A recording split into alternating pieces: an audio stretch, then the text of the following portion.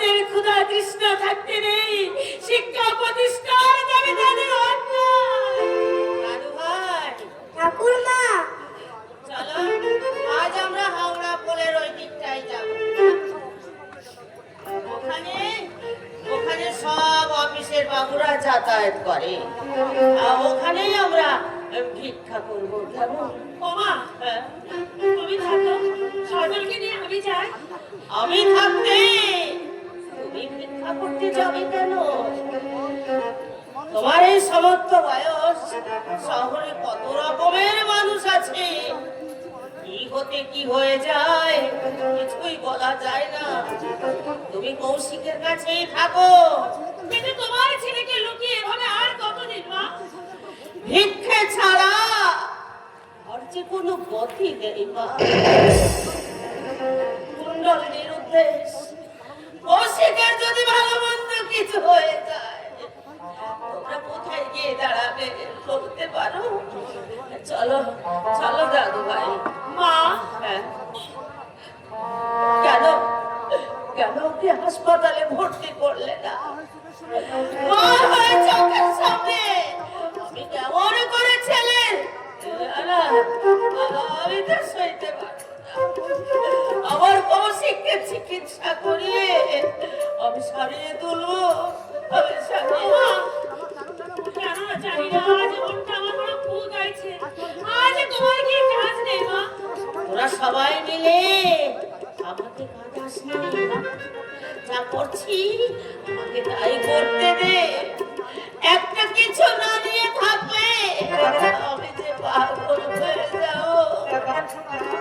চলো চলো দাদু ভাই, সব ঠাকুরমারাই তাদের নাতি নাতনিদের সৎ পথে প্রতিষ্ঠা লাভের সুযোগ করে দেয়, আর আমি তোমার কাছে ভিক্ষার ছবি তুলে দিলাম।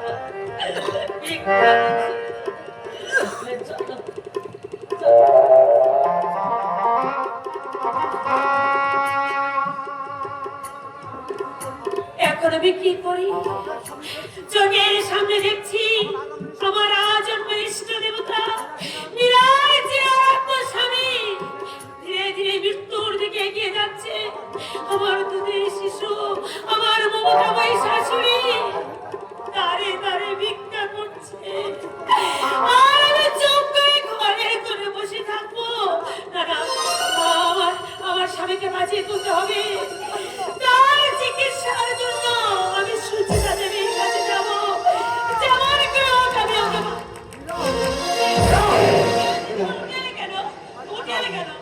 কালি পুড়ে গেছে নীরা, কালি পুড়ে গেছে। কালি চাই। এই অসুস্থ অবস্থায় আবার তুমি লিখো, আমাকে যে লিখতে হবে নীরা, আমাকে যে লিখতে হবে। তার দাম কি পেলে শুনি? পেয়েছি নীরা, আমার লেখা করি কেন বলে আর সারা বাংলায় তোলপাড় তুলেছে। প্রদোষ চৌধুরী প্রতারণা করলেও আমি তো জানি ওটা আমারই লেখা। আমার লেখা গরিব কেন মনে আপনার যারা পড়বে, ওই ছায়া ছবি যারা দেখবে, গরিবের জন্য তারা একটু হলেও ভাবতে নিরা। তাই যতক্ষণ বেঁচে আছি মানুষের মঙ্গলের জন্য, দেশবাসীর মনোবল দৃঢ় করার জন্য আমি যে কলম দিয়ে লিখে যাবো নিরা। কিন্তু কিন্তু কালি যে ফুরিয়ে গেছে নীরা, কালি যে নীরা, আমাকে একটু ধরে নিয়ে চলো না। ওই সামনের দোকানদারের কাছ থেকে একটু কালি চেয়ে নিয়ে। না না, তুমি তুমি থাকো, আমি আমার মাকে নিয়ে যাই। মাকে, ও মা, মা গো, মা। মা নেই, মা কোথায় গেছে? মায়ের জন্য তুমি ভেবো না, সজল সঙ্গে না না, সে তো বুঝলাম, কিন্তু মা গেছে কোথায়? গেছে মানে এখনই এসে পড়বে। তুমি যেন কি বলতে গিয়ে বলতে পারছো না। এই নীরা, চুপ করে থেকো না, বলো না আমার মা কোথায়? কি হলো বলো না। মা সজলকে নিয়ে সজলকে নিয়ে ভিক্ষা করতে গেছে।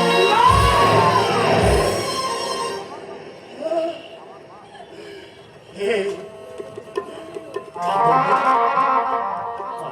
আমার মা মানে মানে কৌশিক সেনের মা, কৌশিক সেনের মা ভিক্ষে করতে গেছে। কেন কেন যেতে দিলে মীরা, কেন যেতে দিলে? আমি কি মরে গেছি? আমার বুড়ো মা আর আমার কচি ছেলেটা ভিক্ষে করে আনবে, আর আমি মহানন্দে বসে বসে খাবো। এই অসুস্থ অবস্থায় আবার তুমি? পারবো পারবো না। সব রক্ত এখনো শেষ হয়ে যায়নি মীরা। এখনো এখনো ঝলকে ঝলকে রক্ত উঠছে। আমার মা, আমার কচি ছেলেটা রাস্তায় রাস্তায় বিক্রি করে বেড়াবে, আর আমি ঘরে করে বসে থাকবো।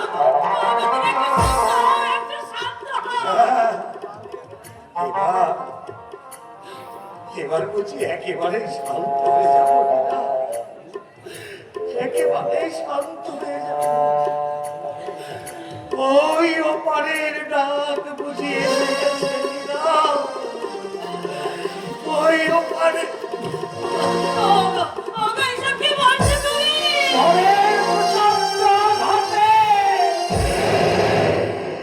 কৌশিক সেনের সব ভেঙে চুরমার হয়ে গেল।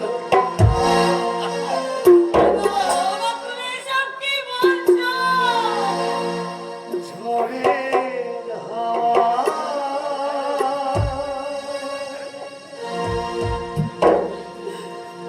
ছিন্ন পাতা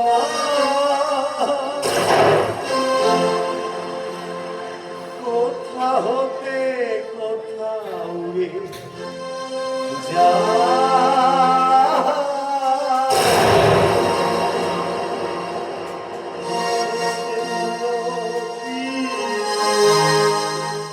তার কপালে কি সে তো জানে না।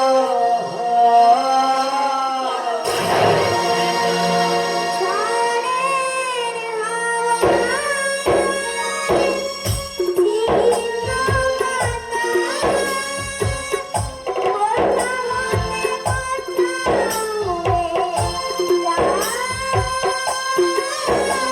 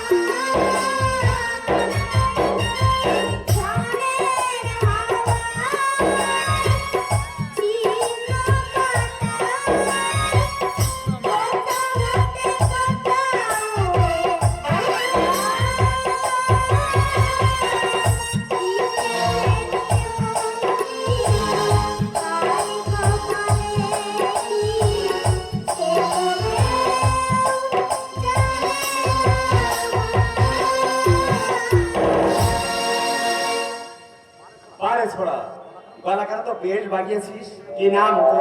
সজল। সজল না হয়ে তোর নাম প্রাঞ্জল হলেই ভালো হতো। মুখখানার মতো তো রাজ্যের মায়া লুকে রেখেছিস। কার দলে তুই? দলের মানে? কেন পায়তারা করছো মানে? আমু আইলে নিল।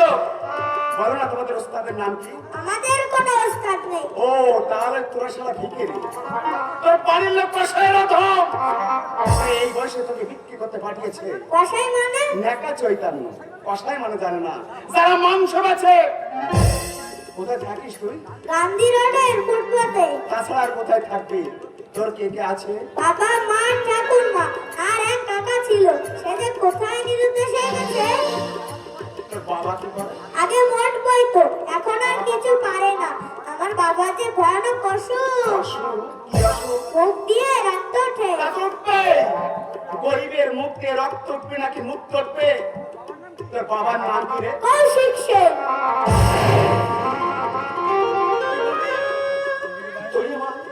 মানে কৌশিক সেন? সেই জন্য মুখ কেন বড় পরিচিত বলে মনে হচ্ছিল। তুমি কে? আমি আমি একটু পছন্দ রে।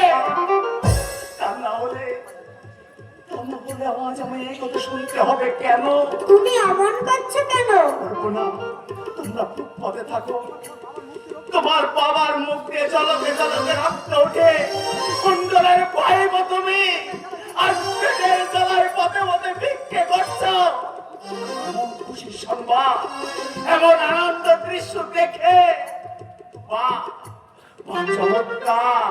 তুমি আমার কাকার নাম জানলে কি করে? জানি জানি, সেই শয়তানটাকে তোমার সামনে হাজির করে দিলে পারবে পারবে তার টুনিটা টেনে ছিঁড়ে মেরে দিতে। কেন তুমি শুধু শুধু আমার কাকাকে মারতে বলছো? না না, সে তোমার কাকা নয়, সে তোমার কাকা নয়, সে একটা মহাশত্রু। তা না হলে কেন সে এতদিন তোমাদের খোঁজ খবর না রেখে নিজের আনন্দে ঘুরে বেড়ায়? আচ্ছা, তোমার ঠাকুরমা কেমন আছে? সে তার অবাধা ছিলে কুণ্ডলের কথা কিছু জিজ্ঞাসা করে না। ঠাকুরমা আমার সঙ্গে এসেছে। এসেছে? কোথায় কোথায় তোমার ঠাকুরমা? ওইদিকে ভিক্ষা করতে গেছে। ভিক্ষে করতে গেছে? কৌশিক কুণ্ডলের মাঝ পেটের জ্বালায় পথে পথে ভিক্ষে করছে। আরো কি আনন্দের খবর, আরো কি খুশির খবর। আমার ঠাকুরমাকে তুমি চেনো? দেখবে তাকে? দেখবো দেখবো নিজের চোখে আমি আমার মা। না, আমি পালাই, আমি পালাই। তোমার ঠাকুরমাকে তুমি বলবে কুণ্ডল মানুষ হতে পারিনি, তাই সে চিরতরে হারিয়ে গেছে। তুমি কে? তোমাকে বড় আপনজন মনে হচ্ছে। আপন আপন মনে করো না। আমি তোমাদের কেউ নই।